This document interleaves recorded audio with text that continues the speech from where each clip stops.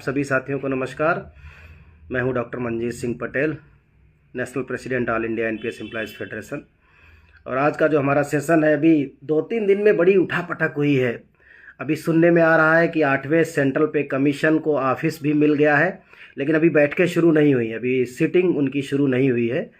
सुनने में आया है कि क्या है, चंद्रलोक बिल्डिंग है, कर्तव्य पथ पर ही चंद्रलोक बिल्डिंग में शायद उनको ऑफिस मिल रहा है।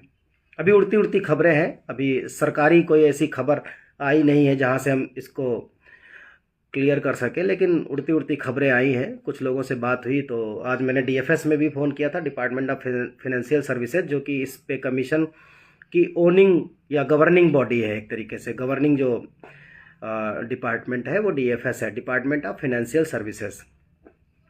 तो वहाँ से भी ये बात कुछ मतलब जानकारी मिली कि चंद्रलोक बिल्डिंग में शिफ्ट हो रहा है, मतलब शिफ्ट क्या, इस्टेब्लिश हो रहा है, ऑफिस सेटअप हो रहा है 8वें पे कमीशन का। तो होपफुली अगले महीने से बैठकें भी शुरू हो ही जाएंगी।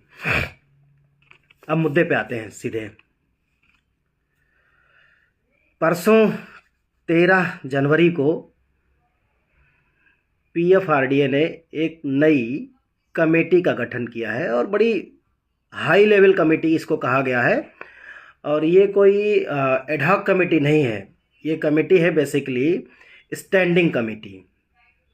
दोनों के बीच में थोड़ा सा अंतर होता है। एडहॉक कमेटी बहुत थोड़े समय के लिए आती है, तदर्थ कह सकते हैं। स्टैंडिंग कमेटी मतलब ये पूरा ऑपरेशनलाइजेशन देखेगी। बड़ी कमेटी है, 15 सदस्यीय है।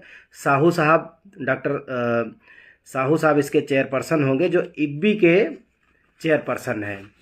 इब्बी मतलब इंसॉल्वेंसी, बैंक्रप्सी, और उसके जो बोर्ड ऑफ इंडिया, उसके जो चेयरपर्सन है वो इसके चेयरमैन होंगे। मुद्दा क्या है, ये कमेटी क्यों बनी, कब से ये अमल में था प्रोसेस, क्योंकि ऐसा तो हो नहीं सकता कि अचानक से पीएफआरडी ने कोई कमेटी गठित कर दी हो। तो मैं सिलसिलेवार आपकी बातों को रखूंगा। देखिए, सबसे पहले मेरी डेट्स को बहुत ध्यान से सुनिएगा, मैंने लिख रखा है आज, ताकि कहीं कोई गड़बड़ी ना हो। मैंने खुद अभी थोड़ा सा होमवर्क किया, उसको लिखा। समझिएगा कि पहली बात तो लोग समझ रहे हैं कि कमेटी पर कमेटी, कमेटी पर कमेटी। तो मैं आपको ये बता दूं कि जैसा आप समझ रहे हैं कि सरकारी कर्मचारियों की एनपीएस को लेकर के इस कमेटी का गठन हुआ है, ऐसा बिल्कुल भी नहीं है। ये केवल सरकारी कर्मचारी यानी कि टियर 1 के लिए कमेटी नहीं है। जो एनपीएस का मतलब होता है नेशनल पेंशन सिस्टम, और नेशनल पेंशन सिस्टम पर कई योजनाएं रन कर रही हैं। सबसे महत्वपूर्ण योजना है टियर 1, जिसे हम लोग सरकारी कर्मचारियों के लिए पेंशन योजना कहते हैं। न्यू पेंशन स्कीम कुछ लोग कहते हैं, या नेशनल पेंशन स्कीम कुछ लोग कहते हैं। नेशनल पेंशन सिस्टम टियर 1 वो हमारा है, जहां हमारा 10% कंट्रीब्यूशन जाता है और सरकार अपना 14% कंट्रीब्यूशन देती है। दूसरा है प्राइवेट सेक्टर के लिए, टियर 2 सबके लिए ओपन है। तीसरी है अटल पेंशन योजना। चौथी है एनपीएस वात्सल्य, और 5वीं है यूनिफाइड पेंशन स्कीम। ये सभी एनपीएस के अंडर में है। बिग जो प्लेटफार्म है वो है नेशनल पेंशन सिस्टम। ये एक ब्रॉडर प्लेटफार्म है। उसी प्लेटफार्म पर कई सारी योजनाएं रन कर रही हैं। अटल पेंशन योजना, एनपीएस वात्सल्य, एनपीएस टियर 1, एनपीएस टियर 2 और यूनिफाइड पेंशन स्कीम, जो 24 अगस्त 2024 को धरातल पर उतरी थी। तो मतलब 5-6 योजनाएं हैं जो नेशनल पेंशन सिस्टम के प्लेटफार्म पर रन कर रही हैं। अब समझिए कि एनपीएस को रिव्यू करने के लिए, मतलब सरकारी कर्मचारियों के आंदोलन के परिणाम स्वरूप, हम सबके आंदोलन की वजह से भारत सरकार ने 6 अप्रैल 2023 को, यानी कि लगभग 3 साल पहले, क्योंकि 6 अप्रैल 2026 की तरफ हम बढ़ रहे हैं, 6 अप्रैल 2023 को सबसे पहले एनपीएस रिव्यू कमेटी का गठन किया गया था, जिसके चेयरपर्सन थे टीवी सोमनाथन साहब, जो कि फाइनेंस सेक्रेटरी थे। 6 अप्रैल 2023 को वो कमेटी बनाई गई थी, बेसिकली हम लोगों के आंदोलन के चलते, हम लोगों के एनपीएस के विरोध के चलते। और 6 अप्रैल 2023 को उस एनपीएस रिव्यू कमेटी ने तकरीबन 1.5 साल स्टडी किया, और 24 अगस्त 2024 को, यानी कि तकरीबन 1.5 साल के बाद 24 अगस्त 2024 को उस एनपीएस रिव्यू कमेटी के परिणाम स्वरूप एक छोटा सा एक क्लोजअप मतलब दिया गया, एक क्लू दिया गया कि अब यूनिफाइड पेंशन स्कीम आने वाली है। और उसके लिए एक प्रेस कॉन्फ्रेंस करी उस समय के तत्कालीन रेल मंत्री अश्विनी वैष्णव साहब ने, माननीय अश्विनी वैष्णव जी ने। तो लगभग 1.5 साल के बाद अगस्त 2024 में 24 अगस्त 2024 को यूनिफाइड पेंशन स्कीम का एक छोटा सा पैकेट सामने रखा गया। गजट नहीं आया, गजट आया मार्च 2024 में, सॉरी गजट आया मार्च 2025 में, यानी कि लगभग 2 साल के बाद। 2 मार्च को छोटा गजट आया जिसे भारत सरकार ने जारी किया, और 19 मार्च को डिटेल्ड गजट आया जिसको पीएफआरडीए ने जारी किया। तो 6 अप्रैल 2023 से लेकर के 19 मार्च 2025 को डिटेल्ड गजट, यानी कि मोटा मोटा 2 साल लगे तब जाकर के यूनिफाइड पेंशन स्कीम अपने एक्चुअल रूप में सामने आई। और उस यूनिफाइड पेंशन स्कीम को, सॉरी एक फ़ोन कॉल की वजह से थोड़ा सा डिस्टरबेंस हुआ, और अब मुझे लग रहा है मेरी आवाज़ पहुंच रही होगी। एक बार आप लोग थंब करके बता देंगे कि आवाज़ आ रही है तो मैं समझूंगा कि मैं कंटिन्यू करूँ। जी, अगर मेरी आवाज़ आप लोगों तक पहुंच रही हो तो एक बार मुझे इशारे से बता देंगे, थंब करके बता देंगे, तो मैं समझूंगा कि आवाज़ पहुंच रही है और मैं कंटिन्यू करूँगा। जी, बहुत सारे लोगों के आ रहे हैं सवाल, मैं लूँगा, आप सभी के साथियों के सवाल लूँगा।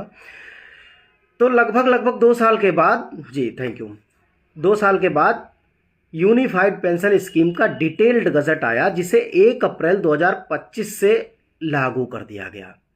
पहले 30 जून लास्ट डेट थी, 30 जून को बढ़ा करके 30 सितंबर लास्ट डेट की गई, 30 सितंबर को बढ़ा करके 30 नवंबर यानी 2 महीने पहले लास्ट डेट की गई, और उसके बाद से यूनिफाइड पेंशन स्कीम का चैप्टर बंद हो गया। उनके लिए बंद हुआ जो ऑलरेडी नौकरी में थे या नौकरी में हैं। जो नए कर्मचारी आएंगे उनके लिए यूनिफाइड पेंशन स्कीम का विकल्प आज भी खुला है। अब देखिए, यूनिफाइड पेंशन स्कीम का चैप्टर बंद हो गया हम सब के लिए। अब ठीक 2 महीने बाद 13 जनवरी को, लगभग क्योंकि दिसंबर और 13 जनवरी मतलब 1.5 महीने के बाद, अचानक से पीएफआरडीए एक नई कमेटी का ऐलान करता है। दरअसल ये अचानक नहीं है, बिल्कुल भी अचानक नहीं है, ये एकदम प्लान्ड है। अब देखिए ये किससे कनेक्टेड है। परसों जो पीएफआरडीए ने कमेटी का गठन करने का ऐलान किया है, इससे ठीक पहले 30 सितंबर 2025 को, यानी जिस दिन यूनिफाइड पेंशन स्कीम की लास्ट डेट थी, समझिएगा इस बात को, यूनिफाइड पेंशन स्कीम की पहले लास्ट डेट थी 30 जून, दोबारा लास्ट डेट बढ़ाई गई 30 सितंबर। उसी दिन एक पीएफआरडीए में रिसर्च पेपर सबमिट किया गया जिसे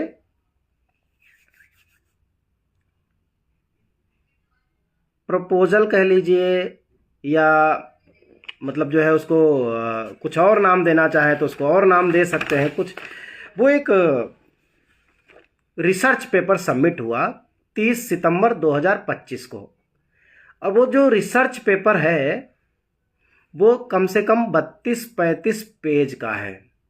समझिए 32-35 पेज का रिसर्च पेपर है जो 30 सितंबर 2025 को पीएफआरडीए में सबमिट किया गया। उसी दिन या अगले दिन 1 अक्टूबर 2025 को पीएफआरडीए ने बाकायदा प्रेस इंफॉर्मेशन ब्यूरो के माध्यम से प्रेस रिलीज दी, देश भर के न्यूज़पेपर में गया। तो इसका मतलब ये है कि जो पेपर 30 सितंबर 2025 को पब्लिश किया गया या सबमिट किया गया, उस पेपर को बनाने में कम से कम 4-6 महीना तो लगा होगा, इससे कम तो नहीं लगेगा। 4-6 महीना तो मिनिमम सी बात है किसी भी रिसर्च पेपर को कंप्लीट करने में। तो अगर हम 6 महीने पहले जाते हैं तो डेट बैठती है मार्च 2025। अब आप लोगों की समझ में आ रही होगी बात कि मार्च 2025 में ही यूनिफाइड पेंशन स्कीम का ड्राफ्ट आया था, और मार्च 2025 में ही इस कमेटी के गठन करने का एक तरीके से शुरुआत हो गई थी, क्योंकि पहले रिसर्च पेपर दिया गया होगा कि इस पर एक रिसर्च पेपर सबमिट किया जाए, पीएफआरडीए डिटेल्ड रिसर्च करे, बाहर से सुझाव ले, जो फाइनेंशियल एक्सपर्ट्स हैं उनके सुझाव ले, जो पब्लिक सेक्टर बैंकिंग के हैं, पीएसबी के हैं लोग हैं उनसे सुझाव ले, या इन्वेस्टमेंट जो है वहाँ के जो लोग एक्सपर्ट हैं उनसे सुझाव ले। तो कहने का मतलब ये मसला हुआ कि जिस दिन यूनिफाइड पेंशन स्कीम का गजट आया था उसी समय परसों जो कमेटी बनी है, इस कमेटी को गठित करने की पहले से शुरुआत हो गई थी। वहाँ पर कोई रिसर्च पेपर जमा करने की बात कही गई होगी। 30 सितंबर को जिस दिन लास्ट डेट थी यूनिफाइड पेंशन स्कीम को ऑप्ट करने की, उसी दिन स्टडी हो करके रिसर्च पेपर सबमिट हो गया था। अब देखिए, परसों ये कह दिया कि हम कमेटी बना रहे हैं, तो इसका मतलब साफ है इसका उस एनपीएस जिसमें कि हम हैं उससे कुछ खास वास्ता नहीं है। दुनिया भर में न्यूज़ चल रहा है, मेरी कई न्यूज़ मतलब जो है न्यूज़ संस्थानों से मेरी बात हुई तो मैंने उनसे कहा कि भाई आपने जिस तरीके से न्यूज़ छापी है वैसा तो इसमें है नहीं, लेकिन हाँ एक अच्छी बात यह है कि इस बार जो कमेटी बनाई है पीएफआरडीए ने वो ओवरऑल स्टडी करेगी। उसमें 6 की पॉइंट है मेन, और हमारे लिए जो सबसे इंपॉर्टेंट की पॉइंट है वो है फ्रेमवर्क डेवलपमेंट। दूसरा उसका है सीमलेस ट्रांजिशन। सीमलेस ट्रांजिशन का मतलब जैसे मान लीजिए कोई आदमी रिटायर हो गया, उसकी पेंशन कितने दिन में शुरू हो जानी चाहिए, उसके बीच में गैप नहीं होना चाहिए। किसी आदमी ने स्विच किया, एनपीएस से यूपीएस में स्विच किया, तो कितने दिन में एनपीएस से यूपीएस स्विच की जो प्रक्रिया है वो कितने दिन में कंप्लीट हो जानी चाहिए। ये सब सीमलेस ट्रांजिशन में आएगा। तीसरा है मार्केट बेस्ड एश्योरेंस, यानी जो हमारा पैसा मार्केट में जा रहा है कहीं ऐसा तो नहीं है डूब जाए, ये तीसरा पॉइंट है। तो मार्केट में जो एश्योरेंस हमें मिले, जो हमें रिटर्न मिल रहा है उस पर कितना एश्योरेंस, कौन कौन सी स्कीम बनाई जा सकती है, ये तीसरे पॉइंट में आएगा। चौथा पॉइंट है ऑपरेशनल डिज़ाइन। ऑपरेशनल डिज़ाइन का मतलब कि ये वर्क कैसे करेगा। जैसे हमारे पास एक एप्लीकेशन है जिसे हम एनपीएस ट्रस्ट कहते हैं, उसी में हम जाकर के अपना पूरा अकाउंट देखते हैं। तो ये बेसिकली किसके दायरे में आता है, ऑपरेशनल डिज़ाइन। मतलब आपकी ऐप का डिज़ान कैसा हो, आप कैसे देख पाएँ उसको, यूज़र फ्रेंडली हो, ये तो हो गया operational design. Risk and legal oversight, legal issues भी आएंगे क्योंकि मतलब जो इतना बड़ा मुद्दा है, 16 लाख करोड़ से ज़्यादा पैसे जमा हो चुके हैं, हर महीने 12-14 हज़ार करोड़ रुपए का इन्वेस्टमेंट है। तो कोई ऐसा पॉइंट, ऐसा कोई अनछुआ पहलू ना रह जाए जो टेक्निकल मतलब जो है लीगल दायरे में आ जाए। तो वो हमारा 5वां पॉइंट हो गया। और छठा पॉइंट है कंज्यूमर प्रोटेक्शन। मतलब कहीं ऐसा ना हो कि रिटायरमेंट के समय मार्केट गिर गई तो हमारा पैसा डूब जाए, तो वो मतलब उन दौरान या जितने भी ऐसी विषम परिस्थितियां बन सकती है, सभी हालातों में कंज्यूमर को प्रोटेक्शन मिले। ये 6 पॉइंट है। अब हमें समझना पड़ेगा कि ये जो कमेटी बनाई ये करेगी क्या, ये क्या करेगी।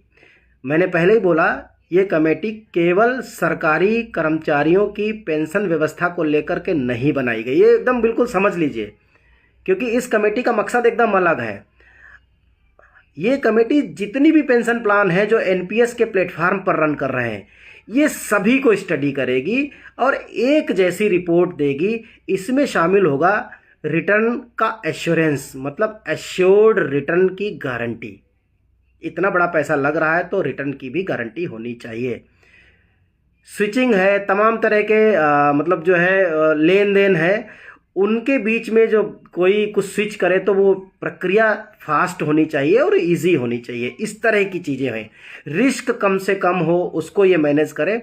जो हमने पहले बोला कि सबसे महत्वपूर्ण जो हमारा इसमें पॉइंट नंबर 1 है वो है फ्रेमवर्क डेवलपमेंट का।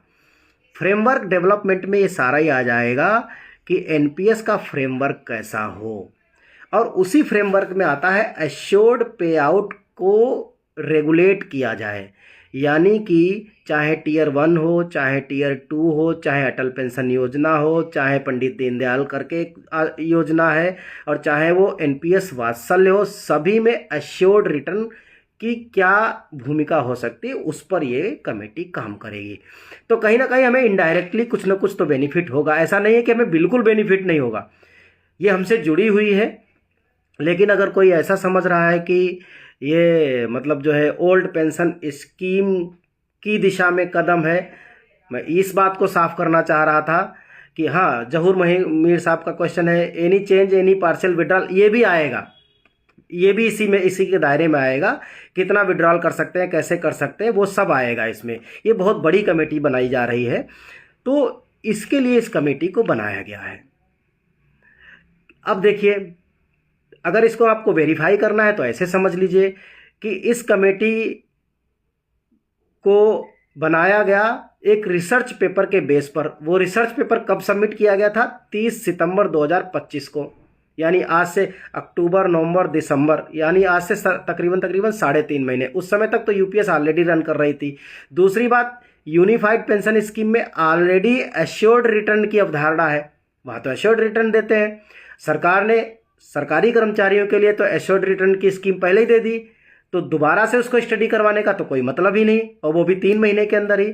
तो ये तो आप भूल जाइए, ये सभी के लिए है, सभी की स्ट्रीमलाइनिंग के लिए है, सभी में एश्योरिटी डालने के लिए है, सभी की कार्यप्रणाली को थोड़ा सुगम बनाने के लिए है, यूज़र फ्रेंडली बनाने के लिए है, रिस्क मैनेजमेंट को कम करने के लिए है।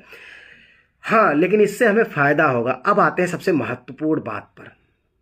वो सबसे महत्वपूर्ण बात यह है कि जैसे लोग कहते हैं कि एनपीएस, हमारा रास्ता केवल एनपीएस के खात्मे से जाता है। मैं इस बात को बार बार बोलता हूँ कि केवल खात्मे से ओपीएस बहाल नहीं होगी। ओपीएस 2 तरह से बहाल हो सकती है, एक एनपीएस को ख़त्म करके और एक एनपीएस में ओल्ड पेंशन स्कीम के प्रावधान डाल करके। अब देखिए, ये जो कमेटी बनाई गई, ये कमेटी मैं अपनी टैबलेट पे दिखाना चाहता हूँ, पता नहीं दिखेगा कि नहीं। ये जो कमेटी बनाई गई, इसका रिसर्च पेपर जानते हैं क्या कहता है?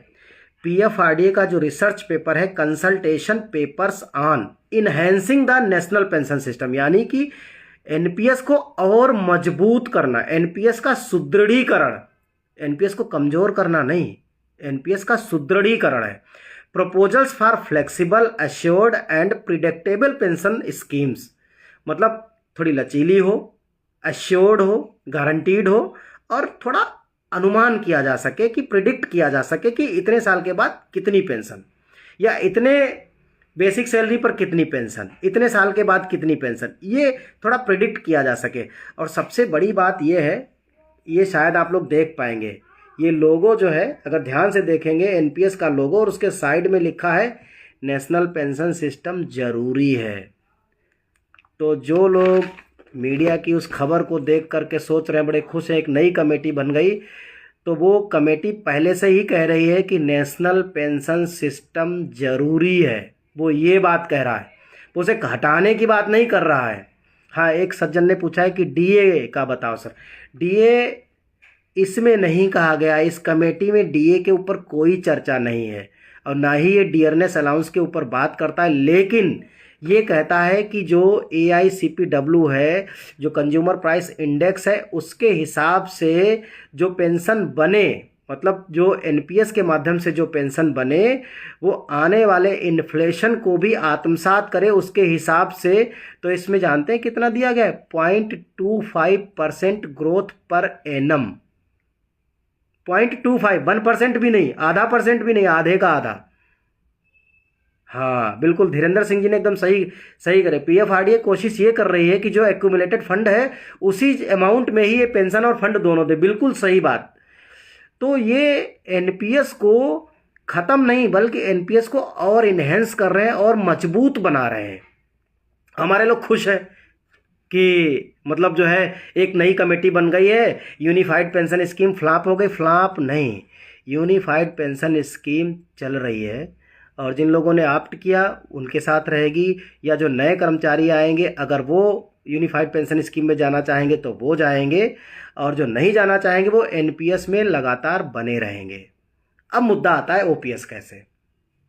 तो ओपीएस कैसे, मैं बार बार यही बात बोलता हूं कि एनपीएस में केवल एक अमेंडमेंट ओपीएस बहाल कर सकता है, और वो ये है कि 30 मार्च 2021 का जो अमेंडमेंट है, 30 मार्च 2021 का जो नियम है, वो ये कहता है कि अगर कोई एनपीएस कर्मचारी सेवा काल के दौरान, यानी रिटायरमेंट से ठीक पहले, कभी भी किसी भी दिन अगर उसकी डेथ हो जाए या उसके वो डिसेबल हो जाए, दोनों ही कंडीशन।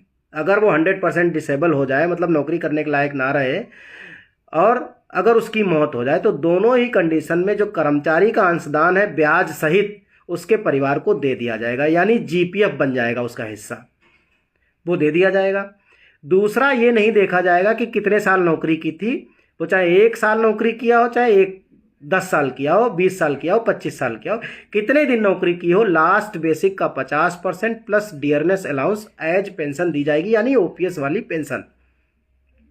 अब मैं क्या कहता हूं, मैं ये कहता हूं यही नियम डेथ और डिसेबिलिटी के साथ साथ हमें रिटायरमेंट वाले दिन भी दे दो।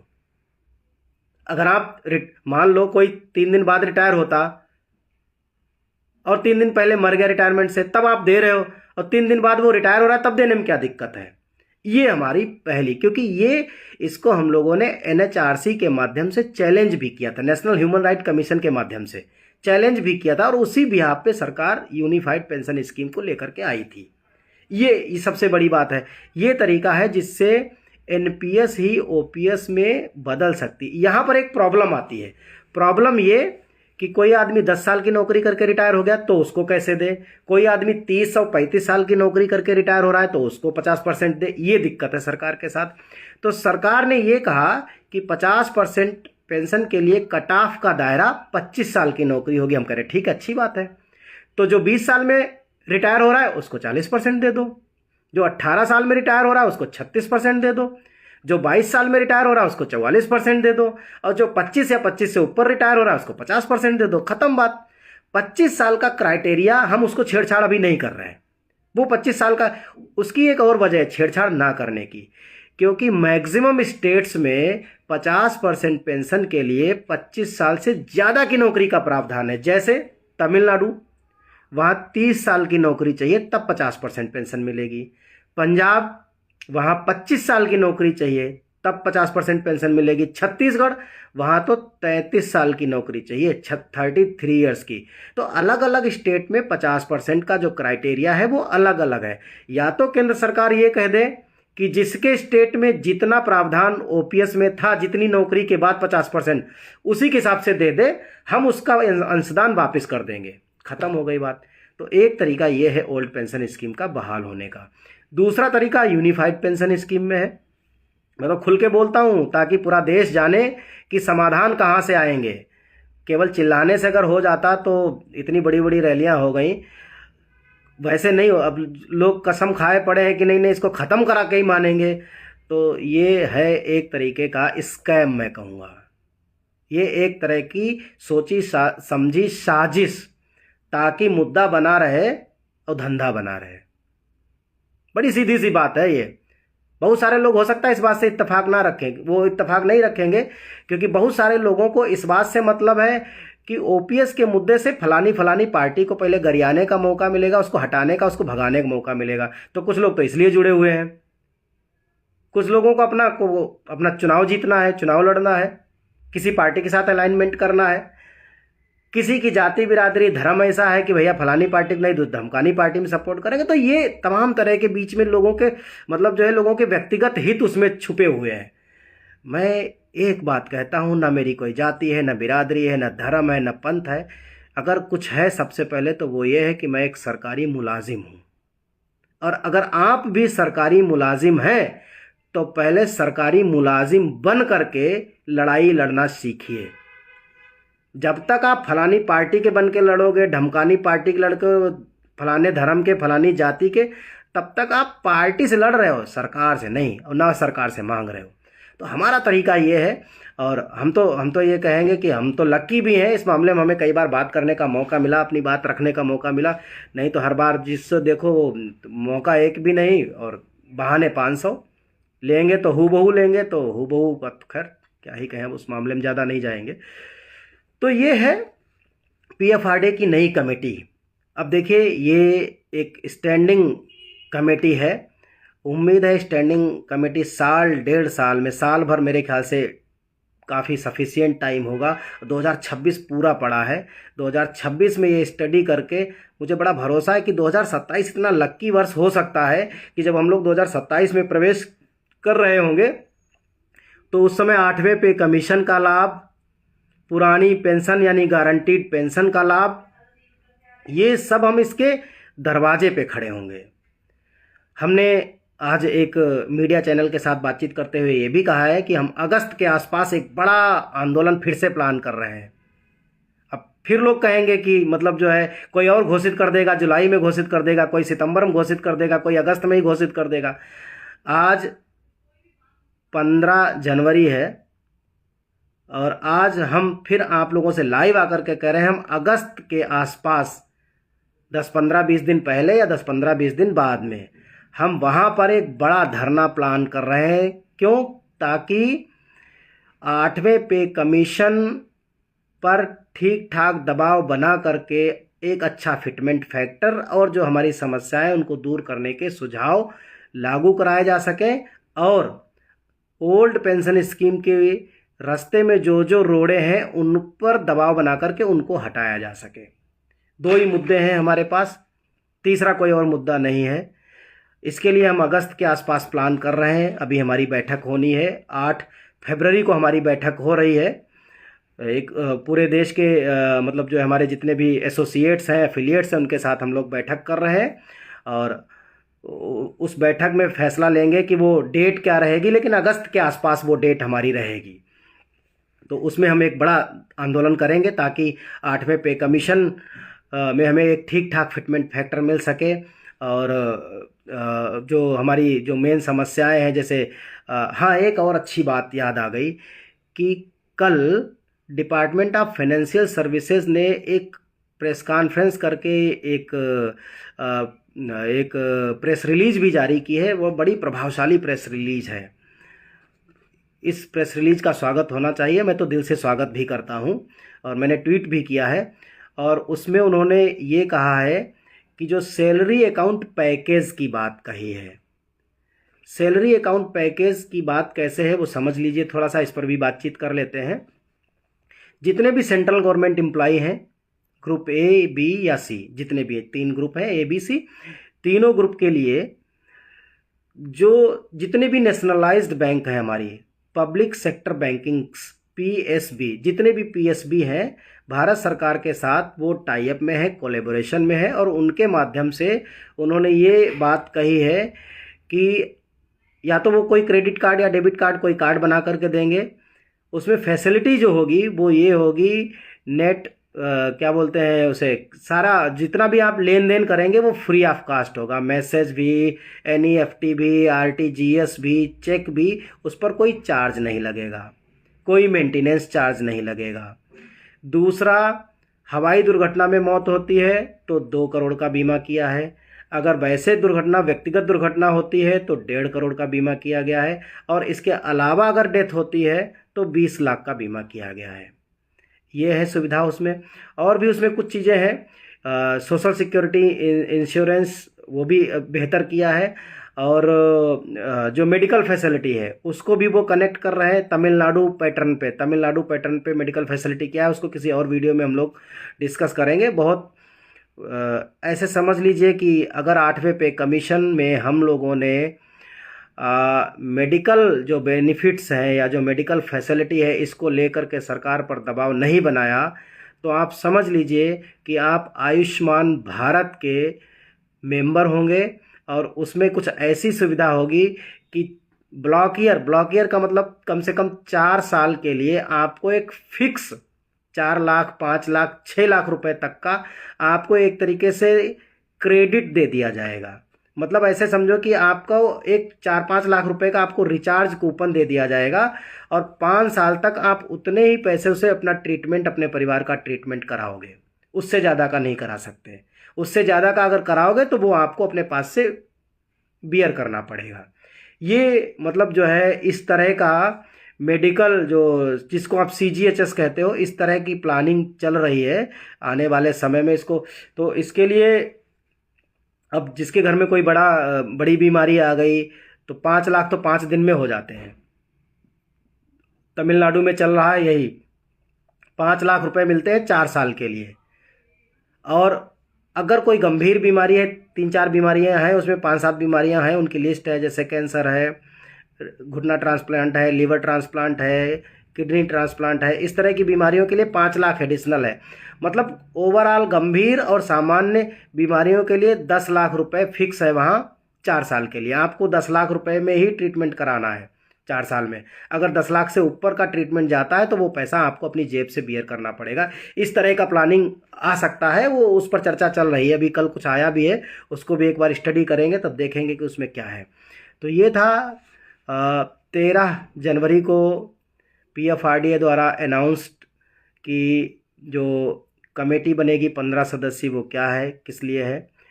तो मुझे लगता है कि चलो ठीक है, कमेटी बनी है तो कुछ हमारे भी काम आएगी, लेकिन ये केवल और केवल सरकारी कर्मचारियों के लिए नहीं है। इस बात को ध्यान में रखें और ज़रूरत है कि अगस्त में हम फिर आप सभी से भी अपील करेंगे कि all India NPS employees federation तकनीकी रूप से भी, डेमोक्रेटिकली भी, कॉन्स्टिट्यूशनली भी, और मतलब जो कहते हैं ना खोपड़ियों के जितनी खोपड़ी उतनी संख्या, उसके दम पे भी हर तरीके से प्रेशर बनाती है, उस तरह से काम करती है। संघर्ष, संवाद, समाधान, इस तरह से हम लोग चलते हैं। संघर्ष संघर्ष संघर्ष केवल, उससे भी समाधान नहीं निकलेगा। संघर्ष, फिर संवाद, फिर समाधान, कुछ कमी रह गई तो फिर संघर्ष, फिर संवाद, फिर समाधान। हम इस तरीके से चलते हैं और चाहेंगे कि all India NPS employees federation को आपका भी सहयोग मिले। जितना आपका सहयोग मिलेगा, लड़ाई उतनी तकनीकी रूप से, रणनीतिक रूप से मजबूत रहेगी, उतनी जल्दी हम लोग समाधान की तरफ पहुंचेंगे। बहुत बहुत धन्यवाद। जय हिंद, जय भारत। अगर कोई सवाल हो किसी साथी का, NPS PFRDA is taking too much time, too much delay for payment of monthly payment. यही वजह है। इसमें जो सीमलेस ट्रांजिशन दिया है उन्होंने, नागार्थनम साहब, तम्मा राव साहब, इसमें जो सीमलेस ट्रांजिशन दिया है वो इसीलिए है ताकि इन चीज़ों पर जो टाइम बाउंड है वो फिक्स किया जा सके, मतलब जो है डिले ना हो कोई चीज़ें। कितने कितने महीने हो गए लोगों को, 6-6 महीने हो गए यूनिफाइड पेंशन स्कीम में स्विच किए, और वो पेंशनर है लेकिन उनकी पेंशन अभी UPS के माध्यम से नहीं आ रही, ये दिक्कतें हैं। तो उन्हीं सब चीज़ों को लेकर के ये कमेटी बनी है। और कोई सवाल हो तो DA का क्लियर बताओ सर। DA का क्या बताना है मिश्रा जी? DA जनवरी में बढ़ता है, वो मार्च में अनाउंस होता है, तो मार्च में अनाउंस होगा वो DA। अनुकंपा कर्मचारी को OPS बहाली, अच्छा, अनुकंपा वाले मसले में देखिए सीधी सी बात है, जो 22 दिसंबर 2003 से पहले जिन लोगों ने अनुकंपा के लिए आवेदन कर दिया था, संभवतः वे सभी OPS में कंसिडर हो जाएंगे, और उसके बाद जिन लोगों ने किया उनके मामले में भी थोड़ी दिक्कत है। और कुछ है तो कोई सवाल हो तो? टेबल टॉक जब तक नहीं होगी तब तक मुश्किल है। बिल्कुल, संघर्ष और संवाद, संघर्ष संवाद दोनों ही समाधान के दोनों पहलू हैं। एक पहलू से हम समाधान तक नहीं पहुंच सकते। सर क्या UP के कर्मचारी भी रिटायरमेंट पर NPS फंड में से 80% निकाल? 80% नहीं निकाल सकते दादा, केवल 60% तक निकाल सकते हैं। 80% रवि ठाकुर जी किसने बता दिया? 80% प्राइवेट सेक्टर के निकाल सकते हैं, आप नहीं। वो कारपोरेट सेक्टर मॉडल है, सरकारी कर्मचारियों का मॉडल नहीं है वो। और अमिताभ बरुआ 0.25%। देखिए ये अभी हुआ नहीं है, मतलब ये जो रिसर्च पेपर पब्लिश हुआ है 30 सितंबर 2025 को, उसमें ये बात कही गई है। Please consider my submission regarding merging of level 1, level 2, level 3। कहाँ चला गया ये क्वेश्चन? ये हम लोग रखेंगे कि देखिए जो ग्रुप C है उसमें 5 लेवल हैं, 5 लेवल से घट के 3 लेवल रह जाएं, वो ज़्यादा बढ़िया है। 2 लेवल कम से कम ख़त्म हो जाने चाहिए, ये हम लोगों की डिमांड रहेगी। जो आप बता रहे हैं मेडिकल के लिए रिचार्ज हो जाएगा 4 लाख का 5 लाख, वो भी तो वो पूरा सवाल नहीं मिला है मुझे। उसमें भी ये शर्त रहेगी कि क्या कि सिर्फ एडमिट होने के बाद ही? नहीं, उसमें हाँ इंडोर और आउटडोर दोनों का रहेगा कि इंडोर कितना आउटडोर कितना, ये तो रहेगा ही। उसका डिटेल्ड जब ड्राफ्ट आएगा तभी पता चलेगा। और कोई सवाल हो तो पूछ लीजिए। NPS में VRS लेना, पेंशन कब से मिलेगी? VRS के दिन से है NPS में, जिस दिन VRS लेंगे उसी दिन से। 8 CPC फिटमेंट फैक्टर, सर वो मेरे बहुत सारे वीडियोज़ हैं, उस पर बहुत सारा डिस्कशन किया है। राज्य में पुरानी पेंशन लागू करने की घोषणा कर रहे हैं, क्या है संभव है बगैर केंद्र के? देखो भैया, घोषणा कर देना अलग बात है, लेकिन पैसा तो फंसा हुआ है ना PFRDA के पास, NSDL के पास। पैसा तो मार्केट में है, और सेंट्रल गवर्नमेंट ने ऐसा कोई नियम बनाया नहीं, चाहे वो राजस्थान हो, चाहे वो झारखंड हो, चाहे वो हिमाचल प्रदेश हो। सपोज दैट आपने 15 साल एनपीएस में वहाँ नौकरी की, और 15 साल तक जो डिडक्शन आपका हुआ और जो सरकार का था वो सारा का सारा कहाँ चला गया? एलआईसी, यूटीआई और एसबीआई के पास। उसने उसको मार्केट में लगा दिया, और वहाँ 15 साल के बाद आपकी सरकार ने ओपीएस बहाल कर दी। तो उस दिन से आपकी ओपीएस तो बहाल हो गई, लेकिन आपका तो पैसा वहीं फंस गया, आपका भी फंस गया और सरकार का भी फंस गया, आपकी स्टेट गवर्नमेंट का। अब स्टेट गवर्नमेंट ये कहती है कि जिस दिन आप रिटायर हो गए, मान लो 2040 में आप रिटायर हुए, तो स्टेट गवर्नमेंट कहती है कि वो जो पैसा जमा था सेंट्रल गवर्नमेंट के पास, उसमें से मिलेगा आपको 60%। 40 फिर भी नहीं मिलेगा, 40 पे तो आपको वहाँ भी पेंशन लेनी ही पड़ेगी। तो जो 60% आपको मिलेगा वो पैसा आपकी राज्य सरकार ले लेगी, तब देगी वो आपको ओपीएस, ऐसे नहीं देगी। यानी वो पैसे में से आपको कुछ नहीं मिलना, मिलेगी तो 40% पर जो एनुटाइज्ड पेंशन बनेगी वो मिलेगी आपको। यानी उन राज्यों में आप जो कर्मचारी होगा उसको 2 पेंशन मिलेगी। एक पेंशन 40% की एन्युटी पर जितनी भी बने, और दूसरी पेंशन जो आपकी राज्य सरकार देगी ओपीएस के अनुसार जितनी पेंशन बनेगी। अब वो फिर वही फार्मूला लगेगा, जितने साल की नौकरी है उसी के हिसाब से पेंशन मिलेगी। तो जिन राज्यों में ओपीएस बहाल हुई है, एक्चुअल में अगर बहाल हुई है, तो वहाँ पर रिटायरमेंट पर कर्मचारी को 2 पेंशन मिलेगी।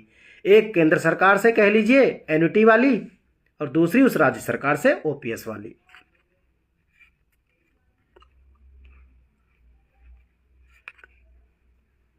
यूपी इलेक्शन से पहले क्या होगा कुछ कह नहीं सकता मैं, ये तो प्रिडिक्शन। अच्छा, प्रिडिक्शन पूछ रहे हैं। देखो भैया, प्रिडिक्शन कुछ नहीं है, कंजूस सरकारें, इनका बस चले तो कुछ ना दें। मैंने हालांकि इसको जारी किया है कुछ ना वाले में 2.13, और कहते हैं if nothing then 2.13, if something then almost 2.64, if great something big then 2.84, ये हम बोलते हैं। अब आप कहेंगे 3 फैक्टर बता दिए, तो मिनिमम, मिडिल और मेजर, हमने तीनों फैक्टर रख दिए। कैसा फंदा माँ फंसा कर, हाँ भैया क्या करें। शरद गुप्ता जी, एनपीएस और UPS which one is better than for 26 years? Calculation करनी पड़ेगी कि आपका रिटायरमेंट किस साल में फंस रहा है। केवल 26 ईयर्स एक ठीक ठाक सर्विस लेंथ मानी जाती है, लेकिन आपके मामले में आपका ग्रेड पे क्या है, लेवल क्या है, ये भी डिपेंड करता है, और रिटायरमेंट वर्ष कौन सा है। सपोज दैट आपका रिटायरमेंट 2043 में होता है, यानी कि पे कमीशन ईयर 43 में, सॉरी 46 में, तो फिर उस स्थिति में एकदम से बेसिक बढ़ जाएगी। तो वैसी परिस्थितियों में यूपीएस अच्छा हो सकता है। अदरवाइज 25 साल से जिनकी लंबी नौकरी है, मैं उनको सजेशन यही दूंगा कि do not opt unified pension scheme, NPS में बने रहें। Sujina Vijay ji, hi Manjita, I have taken VRS from Chennai. Sorry, आप कहाँ चला गया आपका मैसेज? वो सॉरी, आपका मैसेज चला गया। हाँ, मिल गया मुझे। सुजीना Vinesh, hi Manji ji, I have taken VRS from central government service. कब लिया है आपने? पूरा मैसेज नहीं मिल पा रहा है मुझे, बिना पूरा मैसेज में कैसे बताऊं।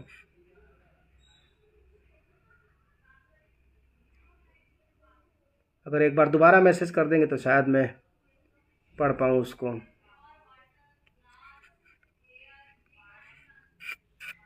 हाँ हाँ, ये है शायद। I come under NPS as per latest exit rules of NPS. I think it is 40% mandatory annuity purchase and 60% withdrawal for VRS also. Can you please clarity, is this correct? देखिए, voluntary retirement जो है वो premature exit नहीं है, वो mature exit है। Premature exit वो होता है जब आप नौकरी छोड़ देते हैं, वो 20 और 80 का फार्मूला बनता है। वॉलंटरी रिटायरमेंट पूरा है, उसमें आप 60% तक विड्रॉल कर सकते हैं। 40% की आपको पेंशन मिलेगी। फिर भी आप चाहो तो एक बार पीएफआरडीए की साइट पे जाकर के चेक कर सकते हो, कोई बड़ा काम नहीं है। अंकुर त्रिपाठी भाई नमस्कार, बस साथ बने रहिए।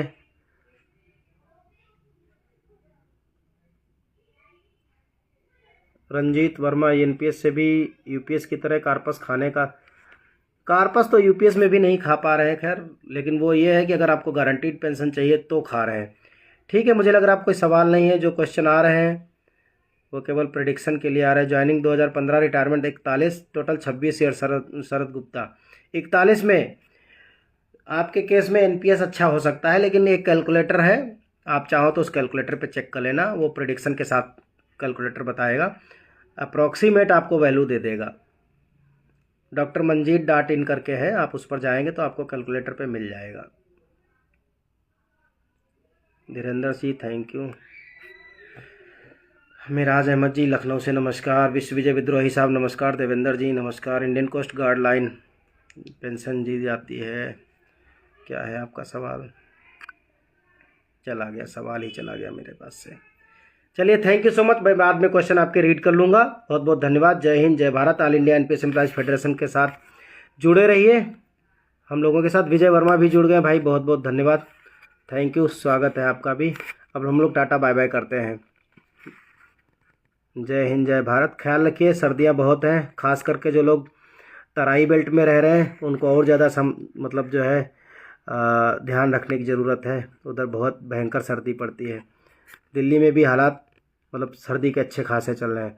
हाँ, ये अपॉइंटमेंट अगेंस्ट 2003, मैं आप लोगों के ये क्वेश्चन बाद में देख लूँगा वैकेंसीज, क्योंकि लाइव सेशन में क्वेश्चन देख पाना बड़ा मुश्किल होता है, ये चलता रहता है, स्क्रॉल करता रहता है, मिल नहीं पाते हैं question. Thank you so much once again.